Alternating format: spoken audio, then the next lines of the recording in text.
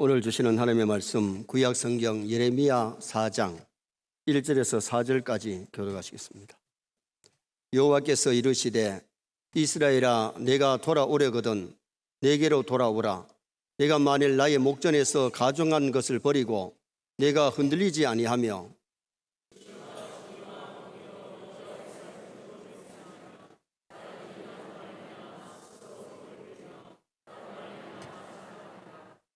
여호와께서 유다와 예루살렘 사람에게 이와 같이 이르노라. 너희가 묵은 땅을 갈고 가시던 물에 파종하지 말라.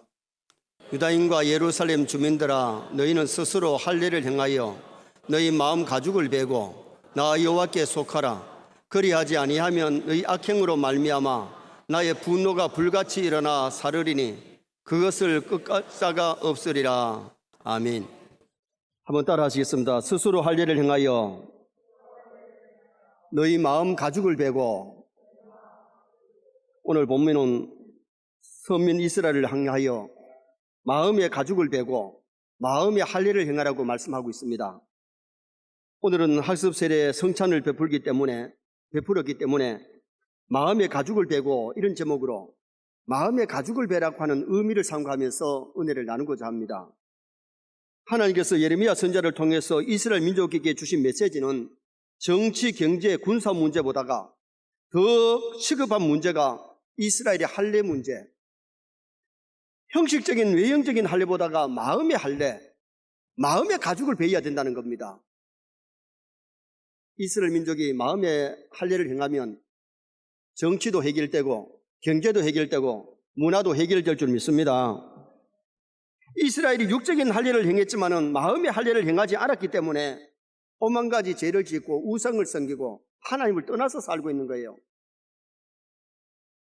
하나님의 심판이 눈앞에 와 있는데도 깨닫지를 못할 때에 예레미야 선지자는 울면서 말씀을 선포하고 있는 겁니다. 여기 묵은 땅을 갈고 오라는 말씀은 땅을 갈고 갈아서 옥토를 만들라는 거예요. 단순히 씨를 뿌릴 땅보다도 마음의 밭을 갈고 옥토를 만들어야 될 줄 믿습니다. 예수님이 씨 뿌리는 비유에서 4가지 마음밭을 얘기하세요. 길가밭에 떨어지니까 딱딱하니까 싹이 날 수도 없고 새들이 와서 먹어버렸어요. 돌짝밭은 흙이 있으니까 떨어졌는데 싹이나 자라다가 돌짝밭이기 때문에 말라 죽었어요. 가시밭은 자라다가 가시에 찔려가지고 열매를 못 맺어요. 옥토는 30배, 60배, 100배 열매를 맺었는데 길가밭은 갈고 갈면 옥토 될 줄 믿습니다. 돌짝밭도 돌을 다 출어내면 옥토가 될 수 있어요. 가시밭도 불사지르고 뿌리를 뽑으면 옥토 됩니다. 우리가 교회에 와 있지만 우리의 마음이 어떨 때는 길가밭에 있다가 어떨 때는 돌짝밭에 있다가 어떨 때는 가시밭에 있다가 어떨 때는 좀 옥토가 되어 은혜를 받을 수도 있는데 맨날 옥토만 되면 얼마나 좋겠어요. 옥토였던 밭도 어느 날 마음에는 교회 와 있지만은 길가밭처럼 탁탁한 마음이 되어 있고 교만하고, 어떨 때는 돌짝밭이 의심하고 그러면서 돌짝밭이 되어 있고 어떨 때는 가시밭이 될 수 있다는 거예요. 오늘 하나님께서 예레미야를 통해서 이스라엘 백성들의 마음밭을 지금 갈아라. 갈지 아니하고 옥토가 되지 않았는데 씨를 뿌리면 씨만 낭비하고 고생만 하지 열매를 맺을 수 없다는 거예요. 오늘 세례 받으시는 뿐만 아니고 이미 우리 세례교인이 되셨는데 정말 마음의 가죽을 베고 하나님 앞에 나아갈 수 있기를 주님의 이름으로 축원합니다. 그러면 여기 마음의 가죽을 베라는 의미가 뭡니까? 마음을 열어봐도 마음의 가죽은 우리가 볼 수 없어요. 그게 세상 수술할 수 있는 게 아니에요. 근데 오늘 여기 마음의 가죽을 베라는 의미가 어떤 의미냐면 먼저 가증한 것을 버리라. 다시 말하면 죄를 버리라는 의미입니다. 1절 말씀 우리 다 같이 읽겠습니다. 1절 여호와께서 이르시되 이스라엘아 내가 돌아오려거든 내게로 돌아오라. 내가 만일 나의 목전에서 가증한 것을 버리고 내가 흔들리지 아니하며, 한번 따라합시다. 나의 목전에서 가증한 것을 버리고 이스라엘 백성들이 우상을 섬기고 죄를 짓고 하나님을 떠나 있을 때에 하나님께로 돌아가는 것이 뭐냐? 회개예요. 죄를 잘라버리고 죄를 씻고 하나님께로 돌아가야 영이 살 뿐만 아니라 그들의 민족이 살 수 있는 비결이 하나님께로 돌아가야 돼요. 이스라엘 백성들이 마음의 할례를 행하지 않고 육의 할례는 받았지만 마음의 할례를 행하지 아니하니까 우상을 섬기고 거짓말하고 죄 가운데 살더라는 거죠. 할례는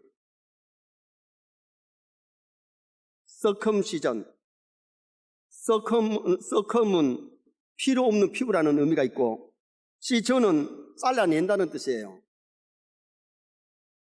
기두 코피를 갖다다가 쓸모없는 피부를 잘라내는 것. 이유가 뭐냐 하면 가인 피부를 잘라내지 아니하면 유독성 병균이 번식하고 할례를 한 남편을 모시고 사는 아내는 쉽게 자궁암이 걸리지 않는데요. 1949년 뉴욕 벨브 병원에서 암 환자를 조사한 결과 568명의 자궁암을 조사했는데 유대인의 아내는 한 사람도 없었답니다. 유대인들은 할례를 행하기 때문에. 육체의 할례를 행했을 때에 자궁암 환자가 없을 뿐만 아니라 이 본문에는 마음의 할례를 행해야 죄악을 정말 멀리하는 하나님 기뻐하는 삶을 살게 된다는 거죠. 그래서 골로새서 2장 11절에 또 그 안에서 너희가 손으로 하지 아니한 할례를 받았으니 곧 육의 몸을 벗은 것이요 그리스도의 할례니라. 우리가 중요한 것은 이 손으로 하지 아니한 그리스도의 할례, 이 그리스도의 할례는 죄를 잘라버리는 것인 줄 믿습니다. 마태복음 5장에 예수님이 너희 눈이 범죄하거든 눈을 빼버리라. 오른손이 범죄하거든 오른손을 잘라버리라. 두 손을 가지고 지옥 가는 것보다가 한 손으로 천국 가는 것이 낫다고 그렇게 말씀하셨어요. 그러면 우리가 잘못된 것을 봤을 때마다 눈을 빼면 눈알 남아있을 사람 없고 손을 자르면은 여기 건강한 사람이 아무도 없고 다 병신들만 와 있을 겁니다. 아니 나오도 못할 거 발도 다 잘라가지고 예수님이 말씀하신 말씀이 손과 발을 다 잘라버리라 그 의미보다가 범죄하는 그 손이라는 것은 뭘 말하냐? 죄를 잘라버리라는 말씀인 줄 믿습니다. 다시는 그 죄를 짓지 말라는 거예요. 잘라버렸으면 그 손으로 죄를 못 짓지요. 눈에 빠졌는데 그 빠진 눈으로 죄악을 보고 그럴 수 없잖아요. 오늘날 우리 성도들이 세례는 받았지만은 세례의 의미가 죄를 씻는다. 죄를 정말 씻어버리고 죄를 잘라버려야 되는데 예수님이 십자가에 못 박히신 것처럼 우리를 십자가에 꽉 못 박으면 옛사람이 다 죽어야 되는데 옛사람이 그대로 꿈틀거리고 옛사람대로 살고 있는 거예요.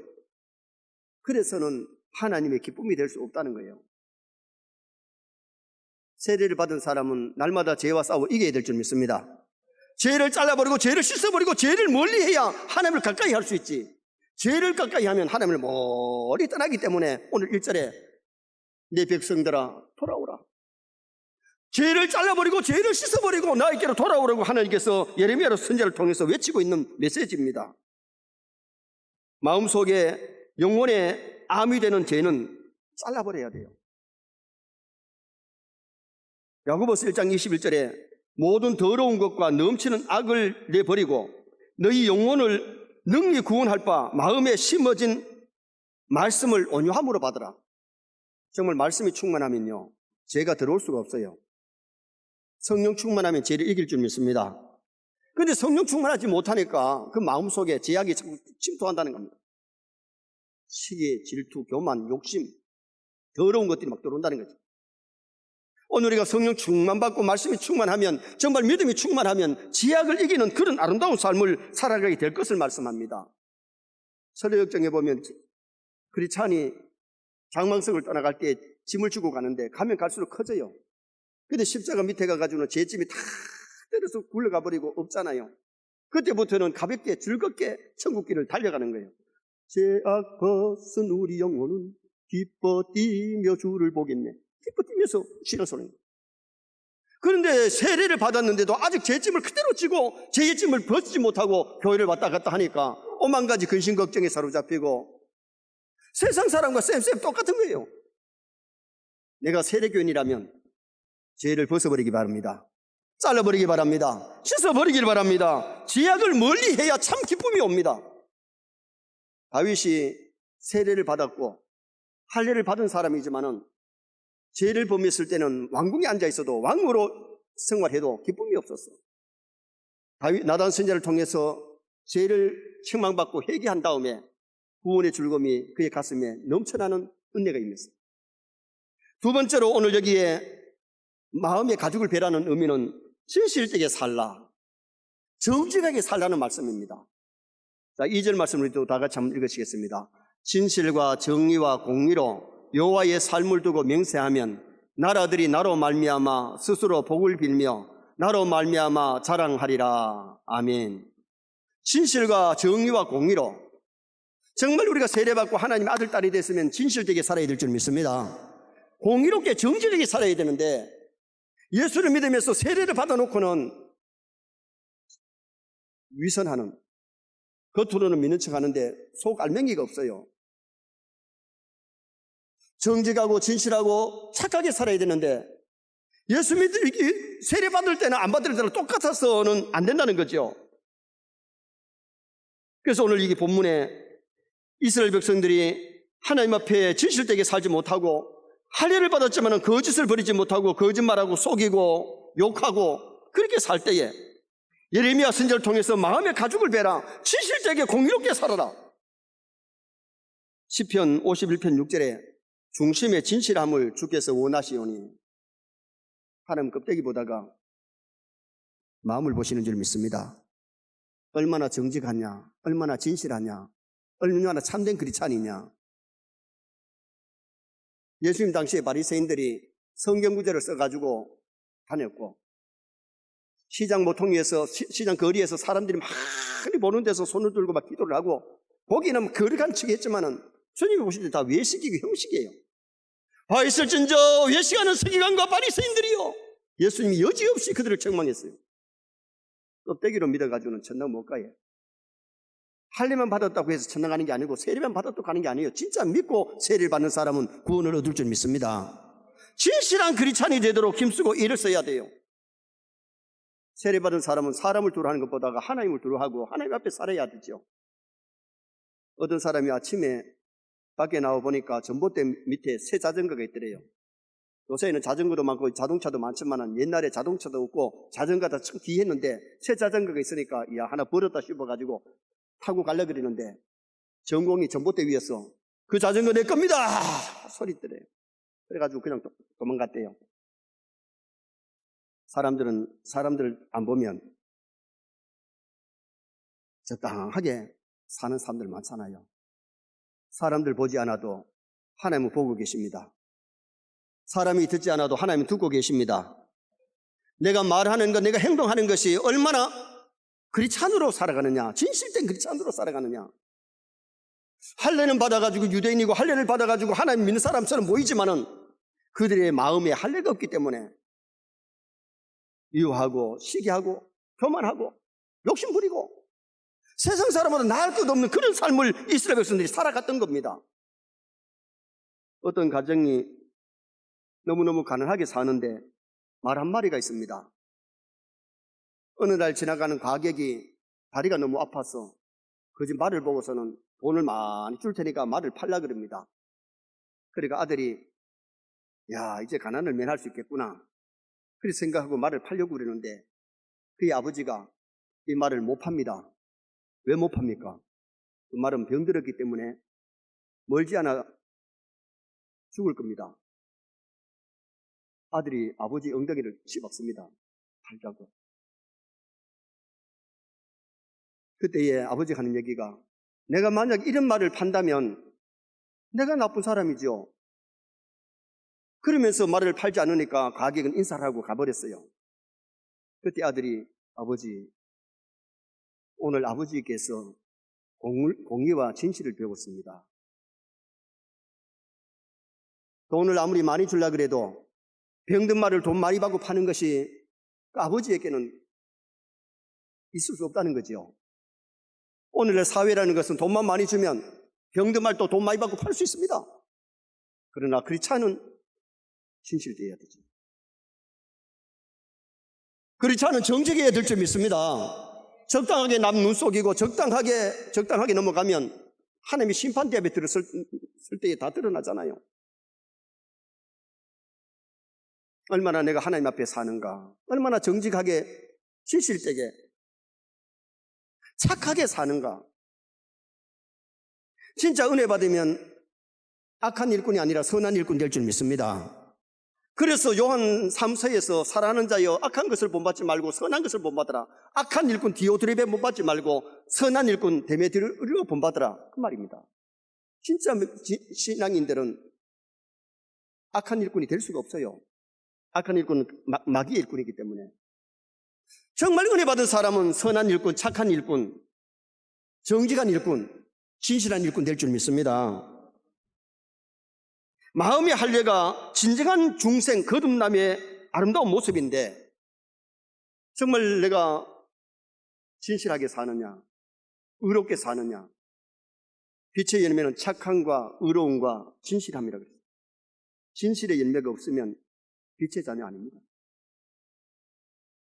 혹시 실수해서 거짓말하고 속였으면 회개해야 되죠. 만약 그런 회개가 없다면 그 사람이 진짜 빛의 자녀냐? 빛의 열매는 착함과 의로움과 진실함이 있어야 됩니다. 믿습니까? 오늘 여기 예레미야를 통해서 주시는 메시지가 정말 마음의 가죽을 베라는 이 의미가 하나님 앞에 진실되게, 의롭게, 공의롭게, 정직하게 살아라, 그것을 말씀합니다. 우리는 하나님 앞에서 정직하게, 진실되게, 착하게 살아야 됩니다. 마지막 세 번째로 마음의 가죽을 베라는 말씀은 하나님께 속한 자가 되라는 의미입니다. 자, 4절 말씀으로 다 같이 한번 읽으시겠습니다. 유다인과 예루살렘 주민들아, 너희는 스스로 할례를 행하여 너희 마음 가죽을 베고 나 여호와께 속하라. 한번 따라합시다. 너희 마음 가죽을 베고 나 여호와께 속하라. 할례를 행했지만 하나님께 속하지 않고 마귀에게 속했으면 그 세상 사람과 똑같아요. 내가 마음의 할례를 받았으면, 마음의 세례를 받았으면 하나님께 속한 겁니다. 원래 세례라는 의미는 죄를 씻는다는 의미가 있고, 이 사람은 천국 백성, 하나님의 자녀됐다는 표시로 받는 것이 세례인 줄 믿습니다. 이 사람은 예수 믿는 사람, 하나님의 자녀, 천국 백성 되었다는 표시로 받는데, 네가 세례받고는 세상 사람하고 똑같이 세상에 속해 살면 하나님께 속한 사람이 아니잖아요. 예수 믿기 전에 마귀의 종로로 했고 마귀가 속이는 대로 따라갔다고 할지라도 예수 믿고는 거듭나고 세례받아서는 이제 하나님께 속해야 되잖아요. 세뇌 모든 성도는 늘 하나님 편에 있기를 주님의 이름으로 축원합니다. 육체의 할례보다 중요한 것은 영적인 할례, 하나님께 속하는 것. 육체의 세례보다 중요한 것은 영적인 세례, 하나님께 속하는 것. 로마서 2장 28절에 포면적 유대인이 유대인이 아니요, 포면적 육신의 할례가 할례가 아니라 할례는 마음의 할지니, 마음의 가죽을 베고 마음의 할례, 마음의 세례를 해야 진짜 그리스도인이 된다는 거죠. 마음의 할례는 하나님을 믿고 하나님께 속하는 것. 아무리 학습 세례를 받아도 교회에도 안 나오고 예배도 안 드리고 그러면 그 사람은 그 세례가 무슨 의미가 있겠어요? 세례 받았으면 세례 교인답게 살아야 될 줄 믿습니다. 하나님께 속했으면 하나님께 예배하고 하나님을 섬기고 말씀대로 살고 몸부림치는 그런 아름다운 열매가 있어야 진짜 성령의 사람이고 하나님께 속한 사람이죠. 유대인들이 할례를 받아놓고도 하나님의 백성답게 못 살았을 때에 어떤 일이 일어났느냐? 독일의 히틀러에 의해 가지고 수많은 유대인들이 독가스실에 들어가서 죽음을 당했습니다. 그런데 뭘 보고 감정을 했느냐?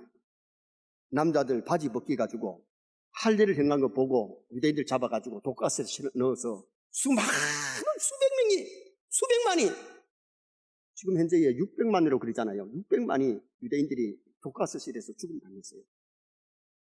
왜 하나님이 그걸 허락하시고 두시겠어요? 육신의 할례는 받았지만 마음의 할례를 행하지 아니하고 하나님을 떠나서 우상 섬기고 하나님 떠나 살다가 수많은 유대인들이 독가스실에서 대죽음을 당하는 죽음을 당했습니다.